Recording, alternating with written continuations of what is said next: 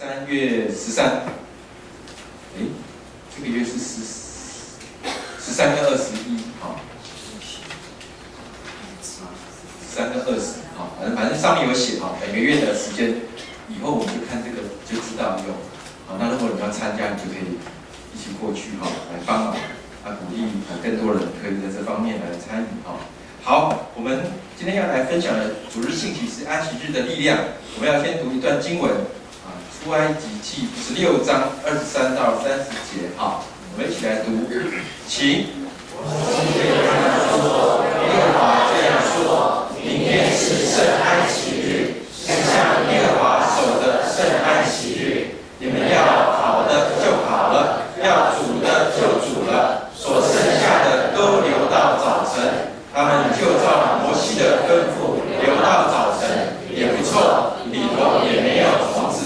摩西说：你们今天吃这个吧，因为今天是向耶和华守的安息日。你们再给点，必找不着了。6天可以收取，第7天乃是安息日，那一天必没有了。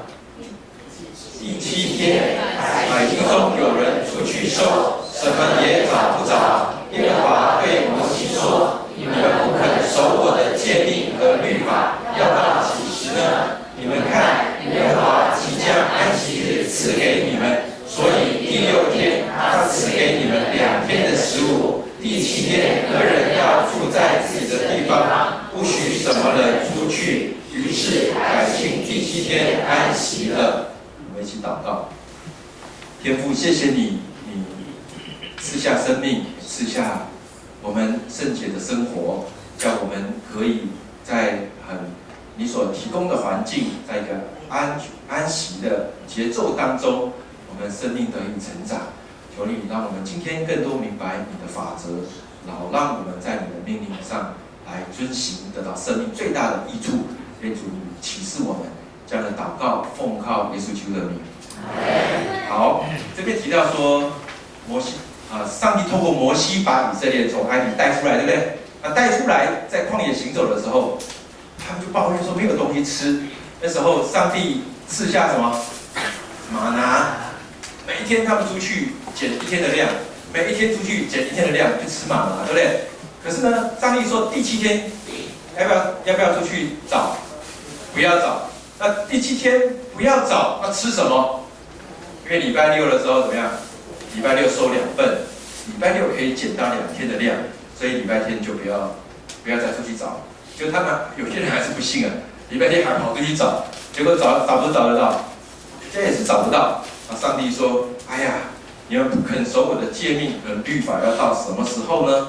因为这1天礼拜天就是他定义的安息日，他们盼望把它守一个安息日。第7天百姓就安息了。为什么上帝要这么做？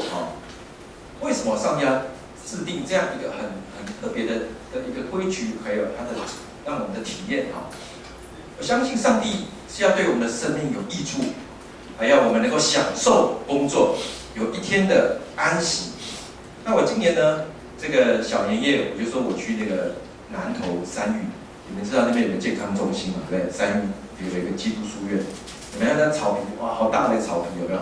好，然后我就想到，那里还有健康餐可以吃嘛？我上午这个小年夜我过去，就奇怪，今年怎么以前都很多人，你知道，就是说，就还满满的这样。今年怎么只有我们家？还最多我看到有一对夫妻来，我就问说，是不是因为小年夜所以比较没有人来？就他跟我讲说，因为今天是安息日。就我看一下，第2天我去操场，你们知道他有个这个有没有？是安息日，礼拜6夕阳下山，就是日落的时候到礼拜5日落到礼拜6的什么日落是他们的安息日。因为你知道台安院附设的这个健康中心嘛，他们是那个安息日是，所以那一天怪什么没什么人那个这个是有时候我会听到说，守主日、安息日，到底在圣经当中这些名词到底代表什么意思？其实安息日是圣经当中很重要的信息。我盼望今天能够透过圣经，让大家更多明白它的意义精神是什么。我们来看5点第一个，这是从神来的诫命。好，我们来读出埃及记20章8到11节。好，请。当纪念安息日，守为圣日，6日要劳碌，做你一切的工。但第7日是向耶和华你神当守的安息日。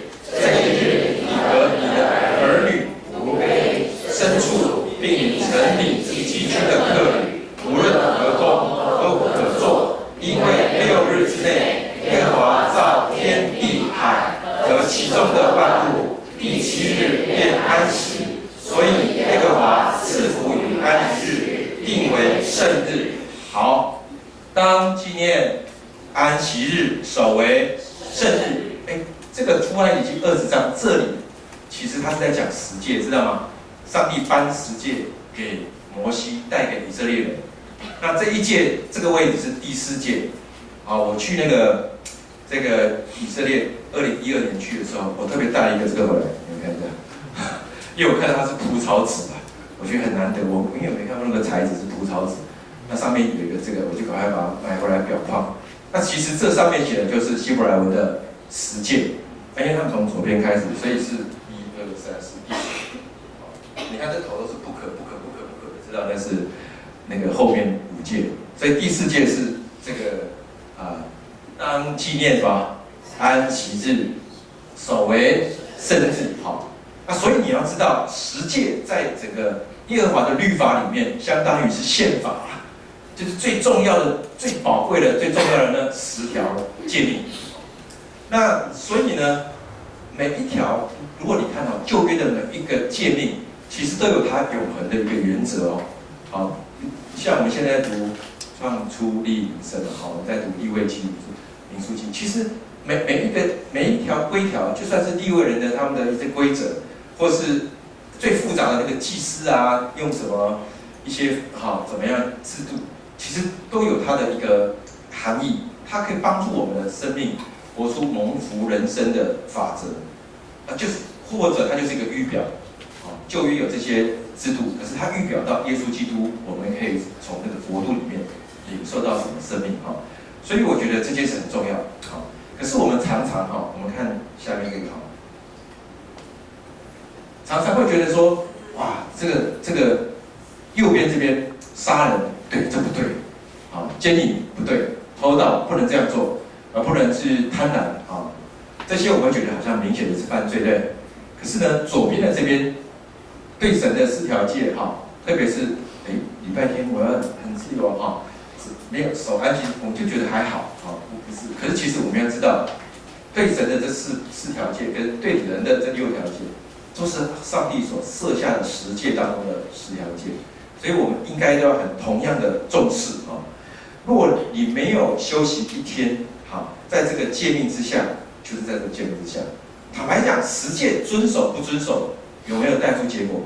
会的，会有结果的。10诫你看不看重它，是会有结果的。所以跟你旁边讲，我要刻意分别这一天，我要刻意分别这一天，这个很重要。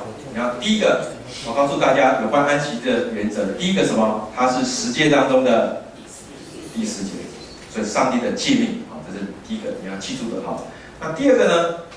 安息日是一个源自于圣经的生活模式。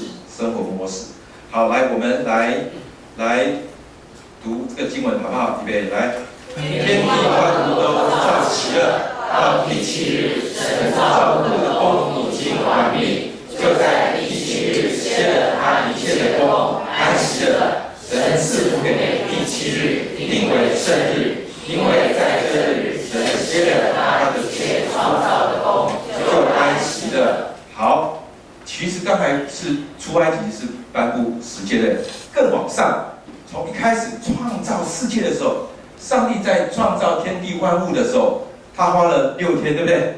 第7天，上帝就怎么样？安息了。那上帝，我相信他也不是说累毙了最后一天就垮了要休息一天，应该不是这样。但是呢，他特别就定那天日子，给他一个名字，定为圣日，而且他赐福那一天。你记住那一天有个名字叫做圣日。那第二个，上帝特别祝福什么？那一天，听懂意思吗？在创造世界的时候，他是这样的，有一天特别赐福，有一天，那可是我们可能要来想，一件事情，就是说，到底为什么上帝要设立这个安息日呢？难道礼拜一、礼拜二不好吗？一定要礼拜天，听懂意思吗？不是每一天上帝所创造的应该都是美好的日子啊，为什么特别要设定一个安息日，来纪念？那其实呢，设立安息日的重点，并不在乎那个日子有什么特别的是怎么样啊？其实是一件事，就是说，神要让他的百姓能够成为圣洁啊。这什么意思哈？就是说，犯罪之后，人类最容易产生的情况就是忘记神。你注意听啊，最容易就是会忘记原来有一位上帝。每一天我要怎么安排？我要去活动，我要怎么去工作？不都是我自己做主吗？我一个工作礼拜天我也要做啊，每一天我怎么安排？是不是很容易？我可能在忙碌当中忘记原来这个世界还有一位神，是不是很容易嘛？因为我们就是非常认真投入在做很多事情的安排上。其实人就是这么容易忘记，所以上帝要特别分别一天，让我们记住说，有一天是好不好？这一天就是被分别出来，来纪念有这位上帝，来感谢他。有一天，这就是圣日，特别来亲近我，来敬拜我，知道意思吗？能够为我们来有一天可以专心的来到主面前来敬拜他。每一天都是美好的日子，可是如果是我们这一天分别出来的圣日，我们都不容易去纪念的话，我们怎么说每一天我都有神的同在，每一天我都是这样亲近神？坦白讲不容易。如果连一天这个圣日都不容易去做的话，其实我们一忙下去就整个就一直没完没了哈。所以呢，这是特别上帝设计一个安息日，让我们在这个规律里面，在这个宇宙的节奏当中，可以来纪念这位创造天地的神，还有我们能够享受他在那个日子能够荣耀他。好，那我们来看另外一节有关这方面的描述在出埃及记31章，我们请一起来读。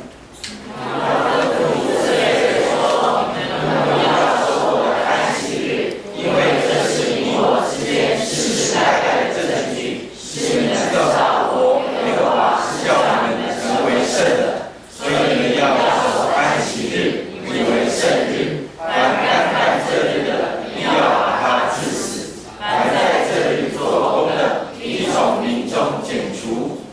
又来6日要做工，但第7日是安息圣日，是向耶和华守为圣的。凡在安息日做工的，你要把他治死。故此，以色列人要世世代代守安息日为永远的约，这是我和以色列人永远的证据。因为6日之内，耶和华造天地，第7日便安息舒畅。好，故此以色列人要世世代代守安息日为永远的约，这是我和以色列人永远的证据。就是说，透过守安息日，是我们跟神之间的一个约，是一个证据。而且不仅我跟神守安息日，我的后代、我的儿女、我儿女的儿女，他们也看见这是我跟神之间世世代代永远的证据。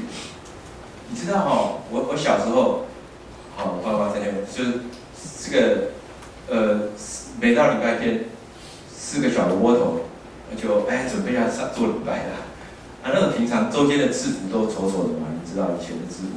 那这个到礼拜天就可以，就哇，好像大家快点，做礼拜了，穿漂亮的衣服，然后穿个皮鞋，我就很兴奋说哇，那个礼拜天要到教堂做礼拜，你知道？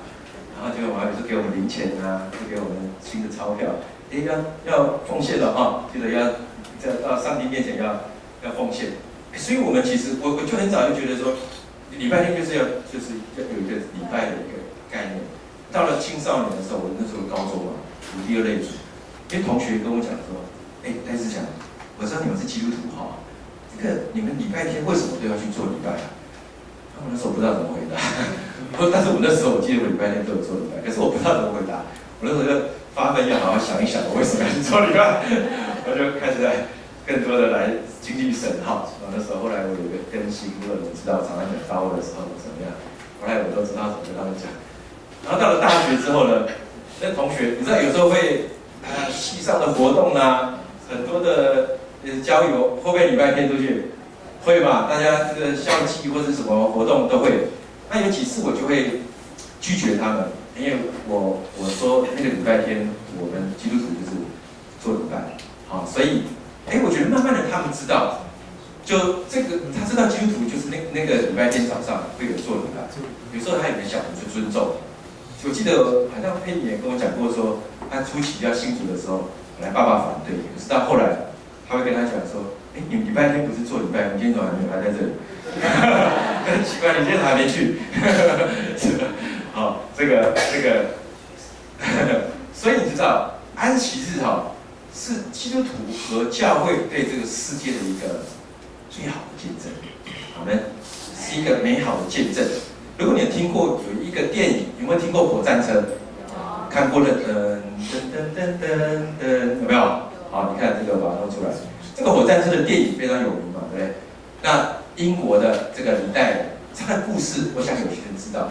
当时他参加1924年的巴黎的奥运会，其他的长项是短跑100米的，他其实可以这个甚至在破世界这个纪录。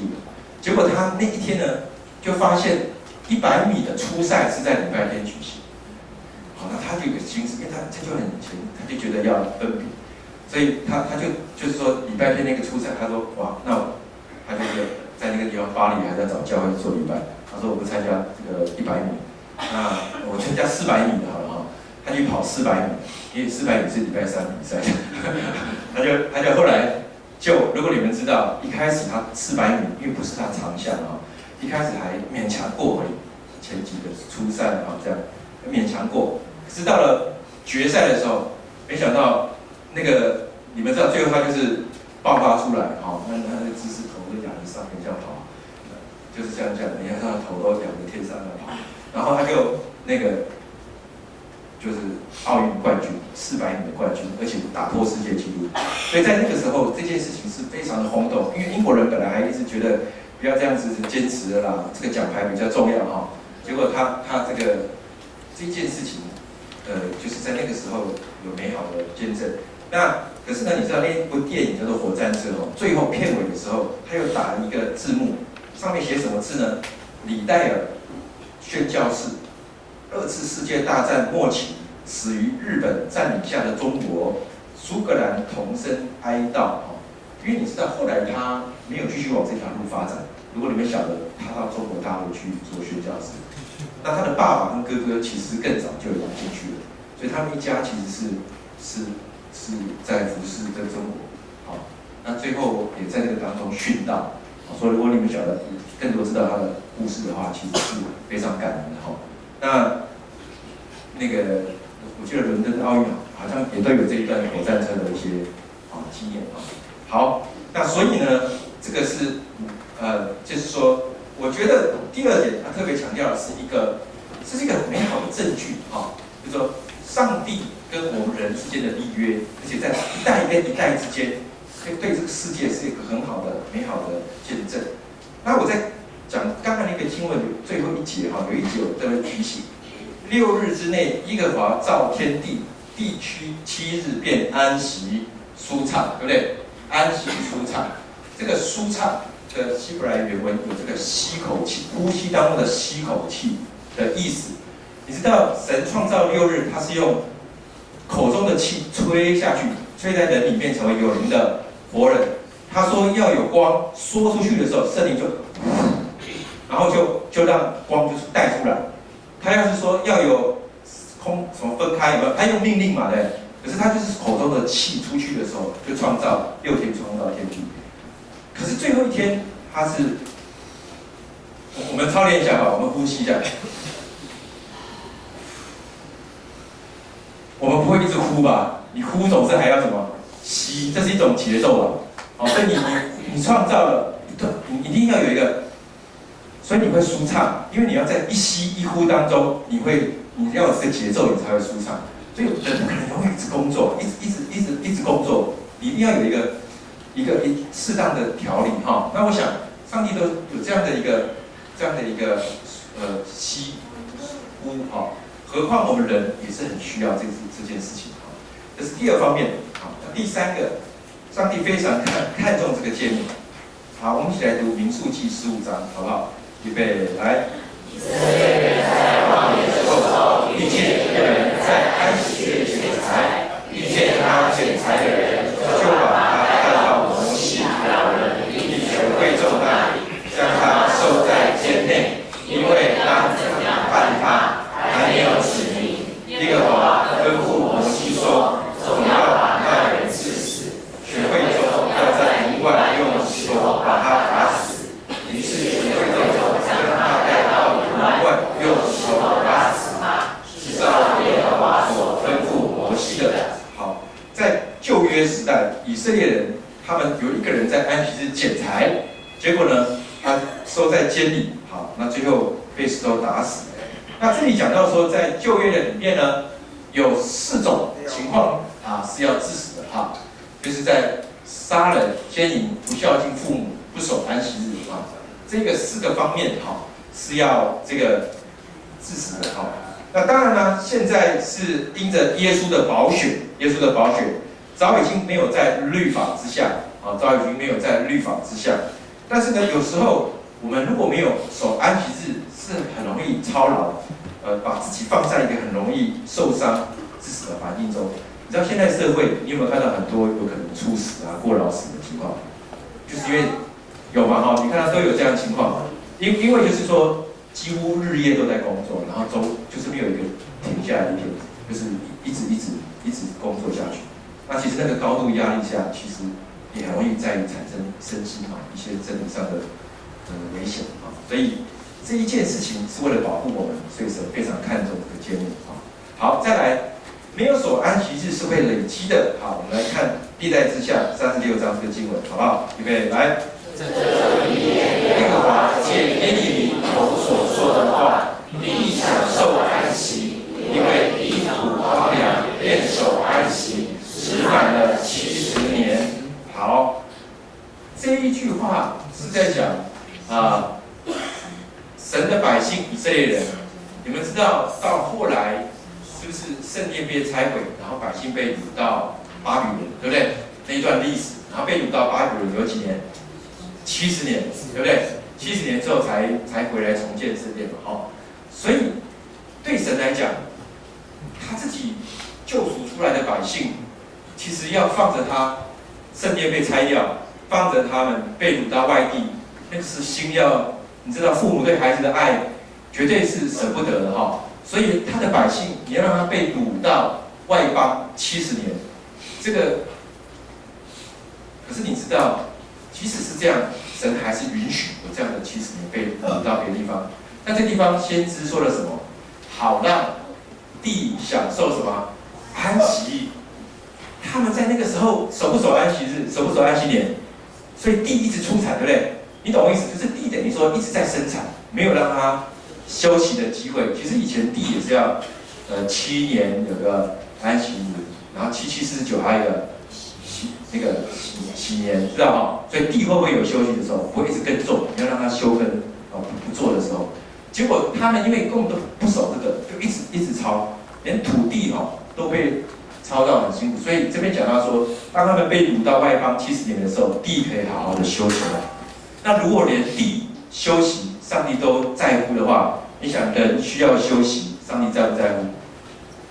一定也在乎。连地休息，神都在乎了。但是为什么会这样？就是因为他们可能那个时候觉得没有关系这也不用特别守这个安息日，所以呢，一年一年的过去，他们觉得上帝可能也没有在看，也没有在乎，所以这件事会不会累积？就会累积，慢慢就累积，所以他们就忽略了，他们想神也不会在乎这个，但是这个一直累积到最后，有一天就会产生这样的结果，知道意思所以我们一定要知道，神在乎地享安息，岂不更在乎我们吗？这是第4方面那第5个，我们再来看1点哈。好，神创造安息是为了我们的益处。我们一起来读马可福音2章27到28，请。就对他们说，安息日是为人设立的，人不是为了安息日设立的，安息日是为人设立的，所以人子也是安息日的主。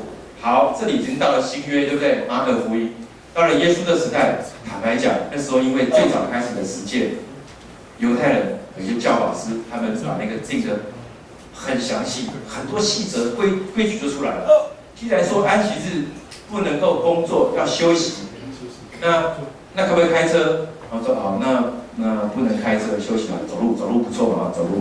那走路可以走多久？太长了，那也不行。所以他们定，你有没有看到新约有讲到安息日可走的路程？哎，你们听过这句话？安息日可走的路程，代表一个距离之外就算是太骚扰了。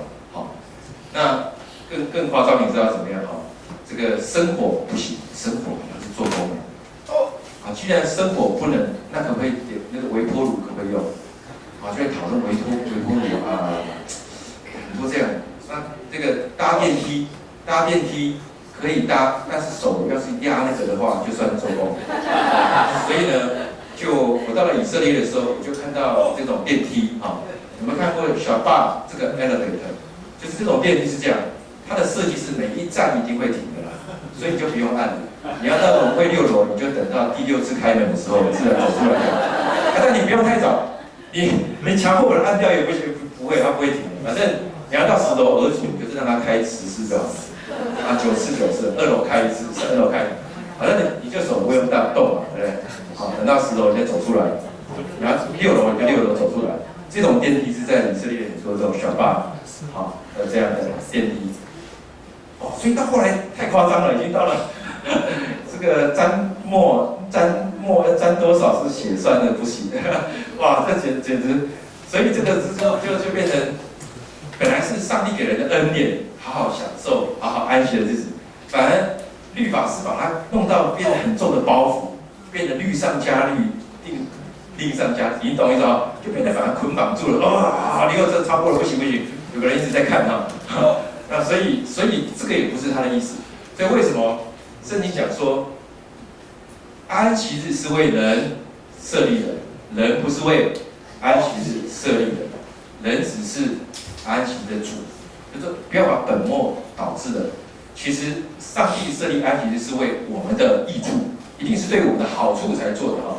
所以呢，这是我们要注意的哈。好，那既然是为我们的好处，现在讲了5点都是让我们知道，其实安息日的设计是上帝的一个命令，有它的好处。那我们要怎么去操作？意思是说，好，牧师，那今天我们说圣日、安息日，我们那天要做什么？好，那我们要怎么样来经营？怎么样来安排？哈，我先给大家一段经文，好，让我们了解。以赛亚书58章这里，好不好？一起来读。你若在安息日要转你的脚步，在我的圣日不以操作为喜乐，称安息日为可喜乐的，称耶和华的圣日为可尊重的，而且尊敬这日，不办自己的私事，不随自己的私意，不说自己的私话，你就以耶和华为乐。耶和华要使你乘驾地的高处，用你主雅各的产业养育你，这是耶和华亲口说的。好，这里大方向就是，平常你在忙碌的，你可能很积极在投资，你在金融业，在各个行业里面打拼周间。可是呢，在安息那天，你把步伐放慢，不以操作为喜乐，那以那一天日子来尊重神，放下休息一下，好，那不办自己的私事私意，说实话，好，然后那一天能够尊荣耶和华，然后以耶和华为乐，然后等一下会讲比较具体，在那个当中我们可以做什么哈。不过就是说，基本上是一个尊荣，好，还是以神为乐的心智，好，在主面前来分别这个时间归给他，好。那我就再分享一下，实际上我们可以操作的4个方面。在你的那个周报里面有提，哈，这4个方面，一个是停止，一个是这个休息，一个是欢庆，一个是拥抱啊。好，我们来看，第一个，停止什么？停止就是停止扮演上帝，停止扮演上帝的那一种生活啊。其实现在比较不容易这样想，可是，在古代，因为在农业社会，农夫每天的他那个撒种、浇灌、成长、收割，其实他们因为要看天吃饭，所以跟大自然是息息相关的，比较有感觉啊。你记得上次我不是有拿一个种子给大家看，有一个朋友他家里种的，他种了半年，他那已经长到一个很大的豆荚了哦。后来他又给我们看一个图片，这个豆荚打开来真的有9颗耶，每一颗都跟当时我们拿那个复活节那个一模一样，我非常震撼。他就把它切开来给我们看到里面那每一颗哦。那你知道，他刚开始放在一个杯子里面哦，后来就放在一个花盆嘛。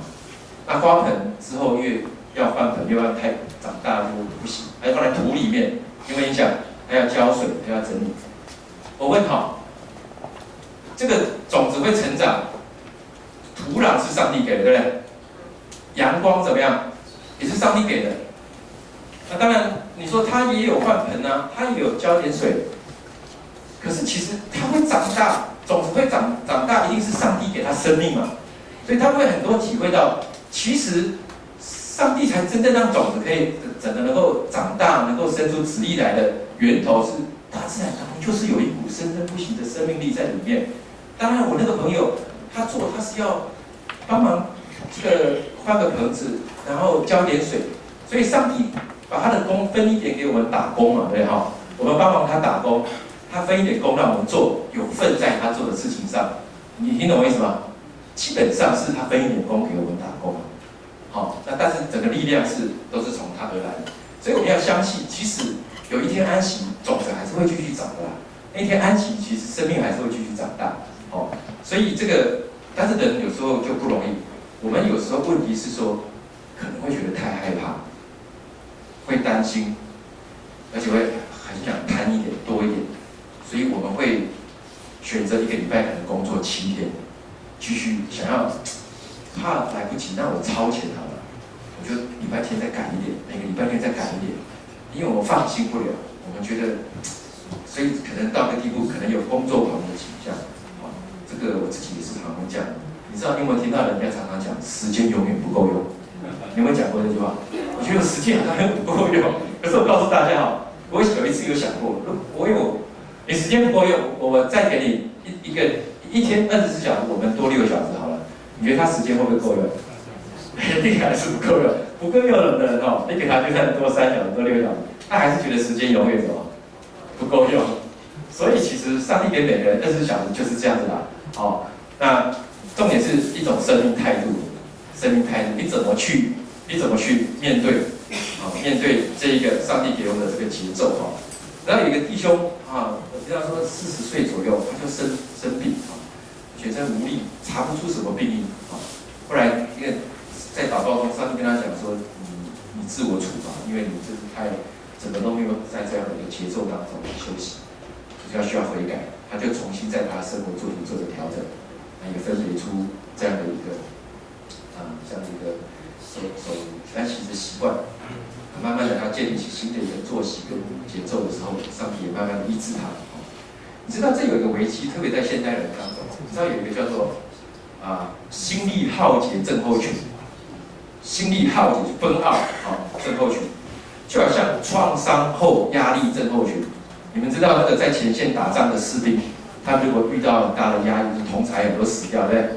他们遇到这种创伤的时候，那个症候群就是他回到日常生活中，他没有办法正常的工作，你知道，会有很多的情况产生。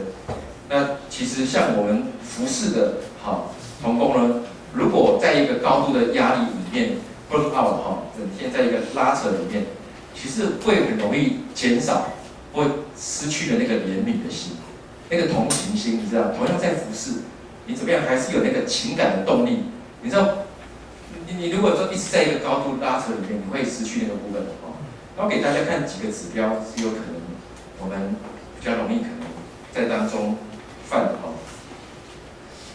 因为这个如果你是一个很多事情你都会答应别人的要求，比如说你的行程安排没有减数机制，意思就是说人家请你帮忙什么，你说好 OK 好，这个也答应，那个答应，因为你很好，你这个也想帮，那个帮，每件事情都帮，你真的会往这个方向走，这是一个征兆。还有就是说，你答应的每件事你就完美主义，我要么就不要做，我做就要做到100分，好，我求好心切，听懂意思好？每一件事情都不遗余力，全力冲刺，那你又哇，就是往这个方向去。还有你又没有设立安息，没有安息日这样的一个规则，好，忽略安息日的原则。第4个，可能在你生活中又没有那个团契，就是说那个跟家人啊有一些连接，你会被滋养，在关系中是会被滋养。如果你跟太太、孩子或是团契有美好的，至少还会给你一种那个能量哦。可是如果都没有，一直冲，一直拼，会往这个地方 burn out 的这个症候群走哦。还有如果你们的工作或机构一直在成长哈，但是没有做出适当的调整跟管控的话，也都会朝向这个方向有这个危机。其实我那时候读神学院第1年的时候，坦白讲，我曾经也在这样的压力里面。因为那时候佩妮她在外面工作，那时候第1年她是在外面工作，然后我1到4上课，晚上要写作业，周末服侍，里面就是同时又就是那时候新婚应该也没有喝太久哦，所以在整个的一个好几头，我记得那时候4、5个方面的压力哦，整个过来的时候，其实夫妻的关系就很容易吵架，你知道，在这个里面，你跟人的关系耐心就会怎么被磨到很少了，你都会讲话就会容易就好像就是吃到说其实不是故意，但是就因为太紧绷，很容易就会有争执。那在这个情况下，其实一定要知道起来。那时候后来我都不知道怎么解决，就有一天就完全就放掉，就都到外面去晃一下，看看大自然，去外面走一下。真的，我看看鸟在飞哈，看到植物整个步调就慢下来，就整个就经过一个复苏，不太一样。好，所以那天要做什么呢？停止。第一个，不管你工作，你的行业是什么，你不要再做一样的那个工作那件事，你可以换个跑道，换另外一方面。你知道那个以色列人哈，他们礼拜天连 email 都不回的，犹太人他们是就是不上班，好，在那个时候，在安息日里面，好，那所以求主帮助我们，神给我们的礼物，1周有1天放假1天，我们可以用这样子来尊荣神，相信上帝还是会供应我们，阿们。第一个是这个，那第2个呢？虽然有停下来不工作，可是有没有身心灵得到休息？那还是要有一些操练哈。那我觉得这现代最大的挑战危机在于说，3C 产品太严重了。你们会发现这个 Line、FB 每一天，我看安息日大家都很多哈。还有我如果在礼拜天我会一直到晚上，手机都不在我身上。对，那你知道这个研究，美国大学当中哈，这半场上的焦虑跟压力症非常严重。现在人已经没有独处的时间，保持心理健康，需要一点私人时间来反省，听听内在的声音，思考生活的一些事情，以疏解每一天的生活压力。这是很真实的事情哦。你会发现，连起床第一件事情，睡觉前都是怎么样？都在滑手机。半夜的时候会不会想到手机的事情？不会啦，睡着。真的几乎就是在这个压力里面哦。所以几年前你还记得金城武拍一个广告吗？中华电信的一个广告。世界越快什么？心则慢。好，他说到世界变化这么大，这么剧烈，可是我们的心反而要慢下来，好，要慢下来。所以呢，我们要强调安息日要全人的休息，在5方面休息哈，一个是身体、灵魂、情绪、理性、社交这5个方面，我们可以试着都能够有一些放松跟休息哈。当然，我想运动啊，等一下我讲的哈，这个都很有帮助哈。那我前几天呢收到一个 email， 是教会的一个弟兄寄给我的哈。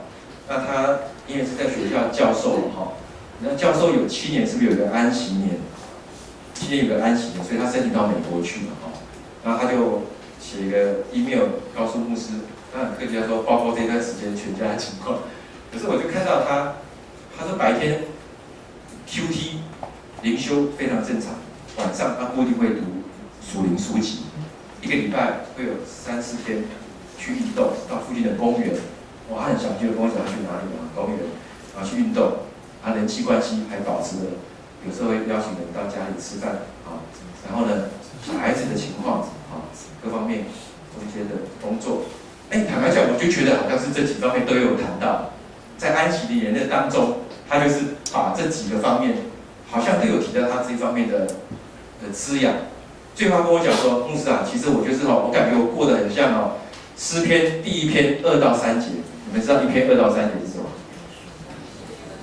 唯喜爱耶和华的律法，昼夜思想，这人变为有福。他要像一棵树栽在溪水旁，按时候结果子，叶子也不枯干。凡他所做的，尽都顺利。哇，这幅图画大家羡不羡慕？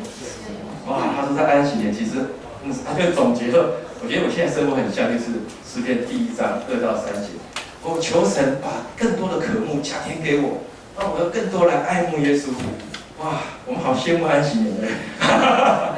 那我们没有，我们要安息日嘛，对哈，一个礼拜至少有1天是安息日，安息日。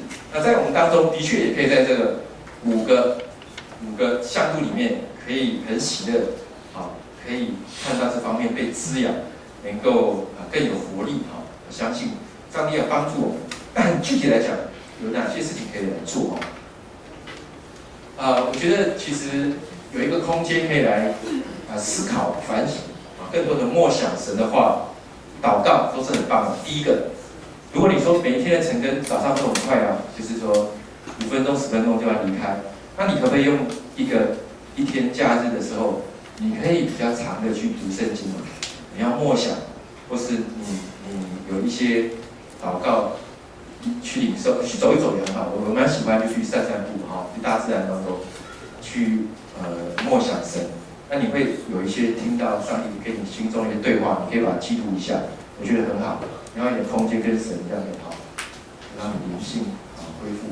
那另外呢，我们也会用这个安息的时候安排一下我们的优先次序，重新对焦哪些最重要的看看我们的兴趣和工作的一些节奏那投入恢复有创意的活动，其实玩乐、团契、建立关系都很好。所以其实有时候我们到大自然中走走，跟家人一起去走一走，都是非常好。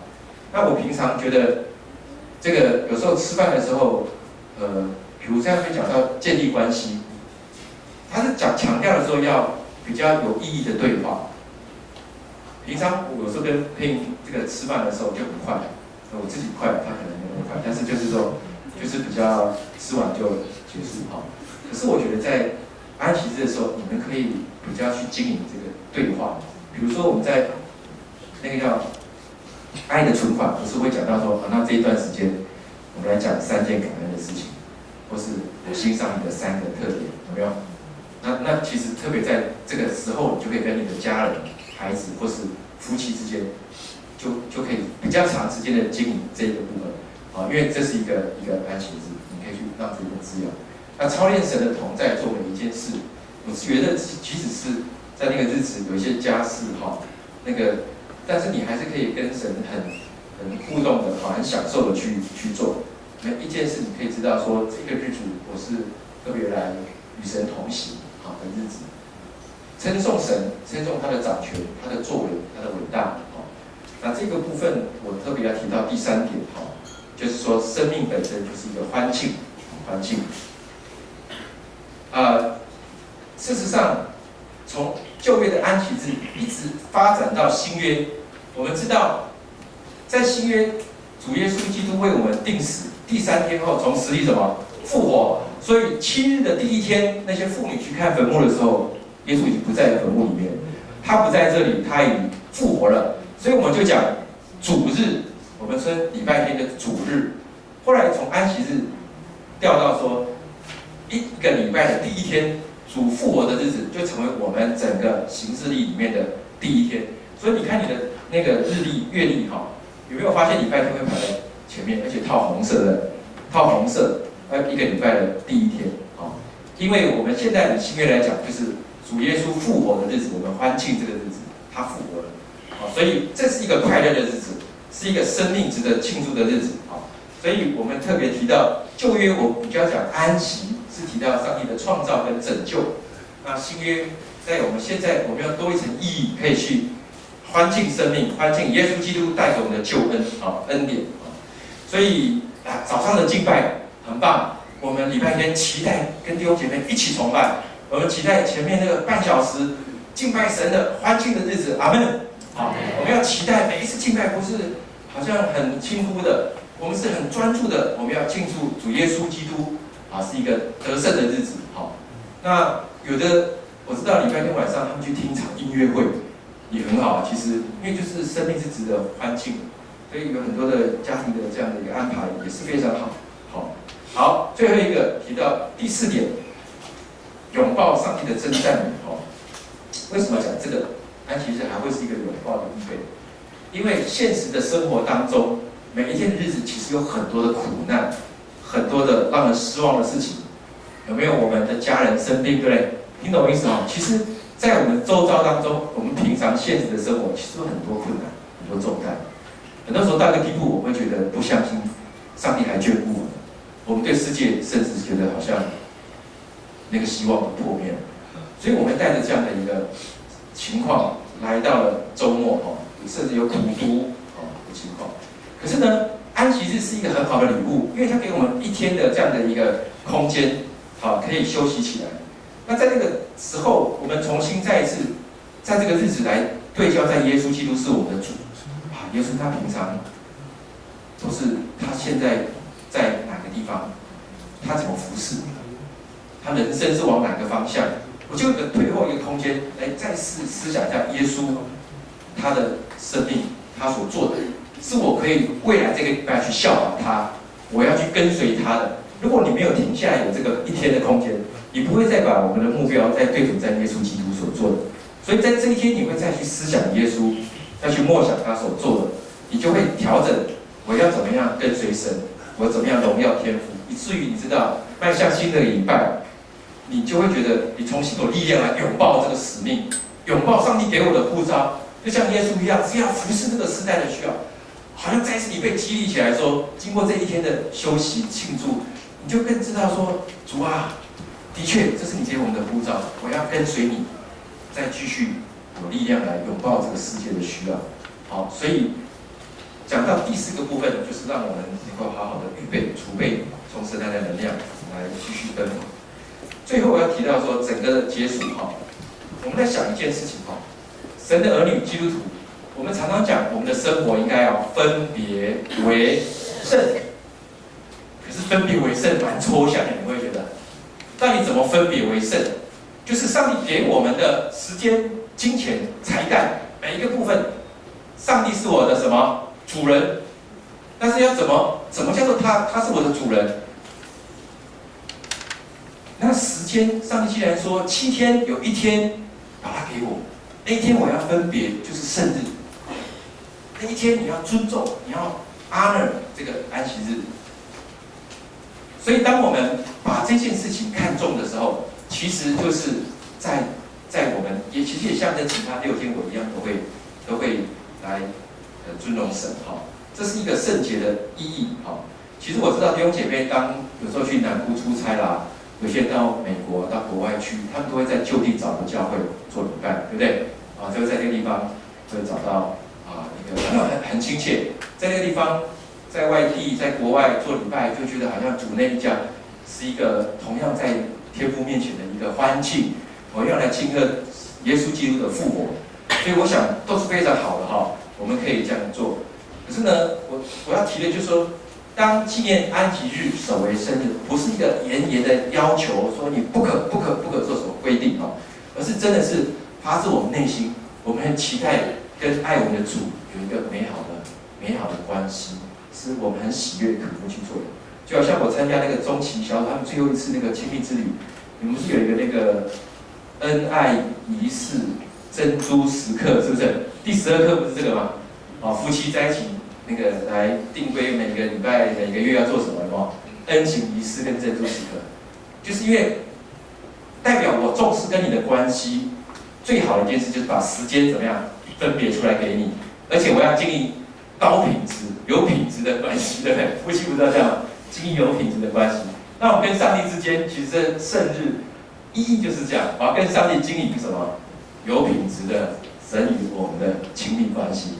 好，那所以这是一个需要刚开始我们需要刻意去经营，而且刻意我们需要去维护的一个上帝的法则。哈，那我相信我们一起来努力，在我们教会里面有安息的文化，在我们个人生活当中，我们透过安息日这样的持守，对这世界做见证。阿门。好，我们一起来唱一首诗歌来回应神。